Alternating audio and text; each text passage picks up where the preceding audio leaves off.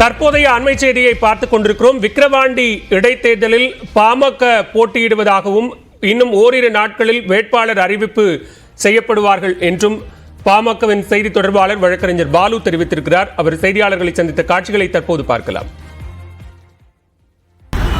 நடைபெற இருக்கக்கூடிய விக்கிரவாண்டி இடைத்தேர்தலில் போட்டியிடுவது குறித்து நேற்றைய தினம் தைலாபுரத்தில் பாட்டாளி மக்கள் கட்சியினுடைய உயர்மட்ட செயற்குழு கூட்டம் நடைபெற்றது.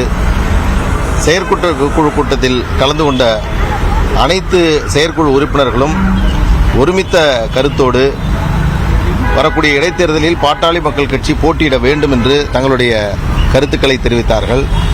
அதன் அடிப்படையில் தற்பொழுதுள்ள அரசியல் சூழலை கருத்தில் கொண்டு பாட்டாளி மக்கள் கட்சி இடைத்தேர்தலில் போட்டியிட வேண்டும் என்று முடிவு செய்தது.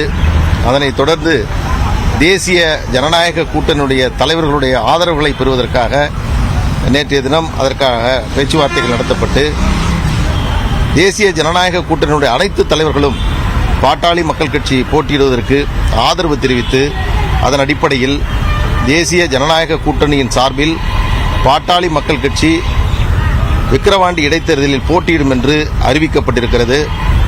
அதற்காக பாட்டாளி மக்கள் கட்சியின் சார்பில் தேசிய ஜனநாயக கூட்டணியுடைய தலைவர்களுக்கு எங்களது நன்றியை தெரிவித்துக் கொள்கிறோம். இந்த தேர்தலில் பாட்டாளி மக்கள் கட்சியினுடைய வேட்பாளர் யார் என்பது குறித்து தற்பொழுது தீவிர ஆலோசனை எங்கள் கட்சியினுடைய நிறுவனர் மருத்துவர் ஐயா அவர்களும் மருத்துவர் அன்புமணி ராமதாஸ் அவர்களும் செய்து வருகிறார்கள். ஓரிரு தினங்களில் கட்சியினுடைய வேட்பாளர் யார் என்பது குறித்து முறையான அறிவிப்பை எங்களுடைய கட்சியினுடைய நிறுவனர் மருத்துவர் ஐயா அவர்களும் அன்புமணி ராமதாஸ் அவர்களும் அறிவிப்பார்கள்.